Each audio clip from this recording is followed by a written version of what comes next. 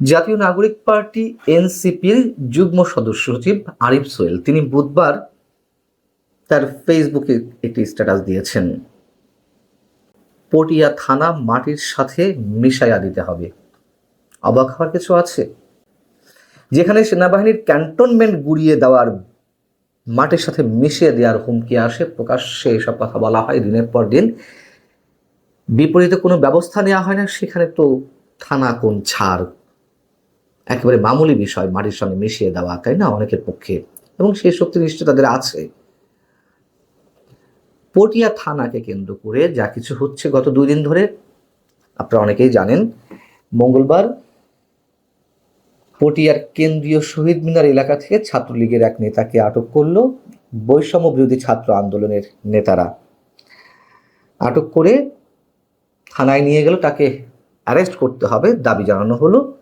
তার বিরুদ্ধে কোনো নথিপত্র আছে কিনা সবকিছু ঘেটে ঘুটে দেখা গেল তার বিরুদ্ধে কোনো মামলা নেই। পুলিশ তাকে অ্যারেস্ট দেখাতে অপারগত প্রকাশ করে। কেন অপারগত প্রকাশ করলো, কেন তাকে আটক করা হলো না? এবং থানার মধ্যেই ছাত্রলীগের ওই নেতার উপরে মব ভায়োলেন্স সৃষ্টি করা হলো, মারধর করা হতে থাকলো। যখন পুলিশ বাধা দিল, দুই পক্ষের মধ্যে সংঘর্ষের সৃষ্টি হলো। দুই পক্ষেরই কয়েকজন করে আহত হয়েছেন। এবং পরবর্তীতে পটিয়া থানার ভারপ্রাপ্ত কর্মকর্তা সহ ঊর্ধ্বতন আরো 2 কর্মকর্তাকে অপসারণের দাবিতে চট্টগ্রামের ডিআইজি রেঞ্জের কার্যালয়ের সামনে, চট্টগ্রাম রেঞ্জে ডিআইজি কার্যালয়ের সামনে তারা সড়ক অবরোধ করে, উত্তেজনার সৃষ্টি হয় এবং ঘোষণা দিতে হবে যে সংশ্লিষ্ট কর্মকর্তাদের অপসারণ করতে হবে। একটা পর্যায়ে ডিআইজি নিচে নেমে এসে তাদেরকে আশ্বস্ত করেন যে বৃহস্পতিবার 12টার মধ্যে সিদ্ধান্ত জানানো হবে, এবং এই আশ্বাসের প্রেক্ষিতে সড়ক অবরোধ তুলে নেওয়া হয়। ছাত্রলীগের ওই নেতার বিরুদ্ধে কোনো মামলা ছিল না। এমনকি যেহেতু ছাত্রলীগ এখন নিষিদ্ধ একটি সংগঠন, সেই সংগঠনের পক্ষে কোনো ধরনের কার্যক্রম বা কোনো ধরনের প্রচারণায় লিপ্ত থাকার কোনো প্রমাণ পাওয়া যায়নি। তাহলে তাকে কেন আটক করতে হবে? দেশে আওয়ামী লীগের যে কোটি কোটি সমর্থক, ভোটার, নেতাকর্মী আছে, তার মানে কি এই তাদের যাকেই পাওয়া যাবে তাদেরকে আটক করতে হবে, পুলিশকে অ্যারেস্ট করতে হবে, জেলে পড়তে হবে, অথবা দেশ ছাড়তে হবে, নতুবা মবের শিকার হতে হবে, গণপিটুনিতে মেরে ফেলতে হবে? এই প্রশ্নগুলোর উত্তর কে দিবে? এর আগে খুলনাতে আমরা দেখলাম, খুলনা মেট্রোপলিটন পুলিশের সদর দপ্তরে তালা লাগিয়ে দেওয়া হলো। একটা পর্যায়ে এর 1 দিন বা 2 দিন পরে যখন খুলনা গেলেন প্রধান উপদেষ্টা প্রেস সচিব মিস্টার শফিকুল আলম, তাকে অবরুদ্ধ করে রাখা হলো। কেএমপি কমিশনারকে অপসারণ করতে হবে, এই ঘোষণা দিতে হবে। 4 থেকে 5 ঘন্টা অবরুদ্ধ করে রাখা হলো। যদিও প্রেস সচিব বলেছেন যে না, তাকে অবরুদ্ধ করে রাখা হয়নি, তার কাছে দাবি জানাতে গিয়েছিল বৈষম্য বিরোধী ছাত্র আন্দোলনের নেতারা। দাবি জানাতে গেলে 4-5 ঘন্টা কেন আটকা থাকতে হবে? কেন সেনা সদস্য সহ যৌথ বাহিনীর সদস্যদেরকে সেখানে যেতে হবে তাকে উদ্ধার করতে? তিনি অবরুদ্ধ হয়েছিলেন কারণ এইগুলো নাকি মব নয়, এগুলো প্রেশার গ্রুপ। উৎসাহ উদ্দীপনা যেখান থেকে যতটুকু যা পাওয়ার সেটুকু তারা পাচ্ছে, কোনো কমতি নেই।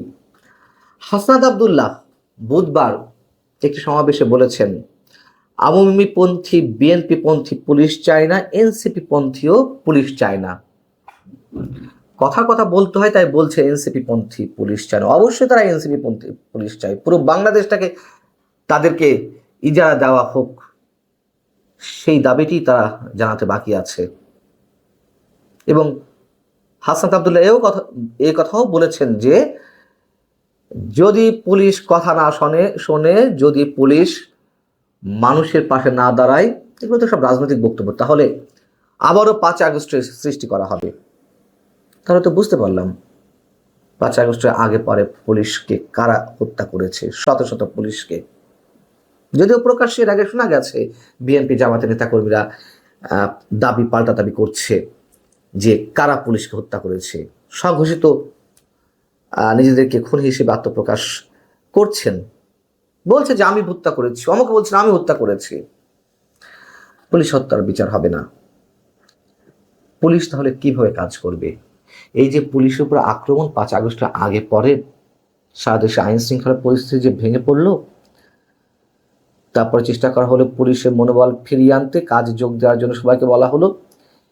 এই পুলিশ আর কিভাবে কাজ করবে? এবং এটাই চাওয়া হচ্ছে এই পুলিশ যাতে আর সক্রিয় না হয়, তারা নতুন নতুন লোক নিয়োগ দেবে। ছাত্রলীগ সন্ত্রাস করেছে, চাঁদাবাজি করেছে, দখলবাজি করেছে, সত্য কথা। ছাত্রলীগের উপরে মানুষ ক্ষুব্ধ হয়ে উঠেছিল, সত্য কথা।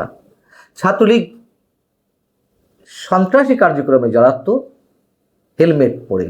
পার্থক্য হচ্ছে তখন যেখানে সেখানে মব সৃষ্টি করা হতো না, এখন হচ্ছে একের পর এক। পার্থক্য এটুকুই, ছাত্রলীগ হেলমেট পরে জনসভায় বা অন্য কোনো কিছুর উপর আক্রমণ করত, আর বৈষম্য বিরোধী ছাত্র আন্দোলন অথবা এনসিপির নেতাকর্মীদেরকে হেলমেট পরতে হয় না। তারা প্রকাশ্যেই বীর দর্পে চেহারা দেখিয়েই যেখানে সেখানে মব সৃষ্টি করতে পারছে, মব ভায়োলেন্স সৃষ্টি করতে পারছে, যার তার উপর হামলা করতে পারছে। দেশের গ্রামে গঞ্জে সব জায়গাতেই এখন আতঙ্ক। সরকারি সংস্থা বিবিএস তারা অতি সাম্প্রতিক একটি জরিপ চালিয়েছে। সেই জরিপে দেখা যাচ্ছে শহর এলাকার অর্ধেকের বেশি নাগরিক এখন প্রতিনিয়ত আতঙ্কের মধ্যে থাকেন। তাদের এই সংখ্যাটি 50.55%। অর্ধেকের বেশি নাগরিক এমন আতঙ্কে রয়েছেন যে তাদের অনেকে ঘর থেকে বেরোনোটাও নিরাপদ মনে করেন না। এমনকি 8% মানুষ তারা নিজের ঘরে থাকতেও, সন্ধ্যার পরে নিজেদের ঘরে থাকতেও অনিরাপদ বোধ করেন এবং বাড়িঘর ভাঙচুর, চুরি, ডাকাতি এসবের ভয়ে থাকেন একটা ব্যাপক অংশের মানুষ। খোদ সরকারি সংস্থা তারা এই জরিপে বলছে।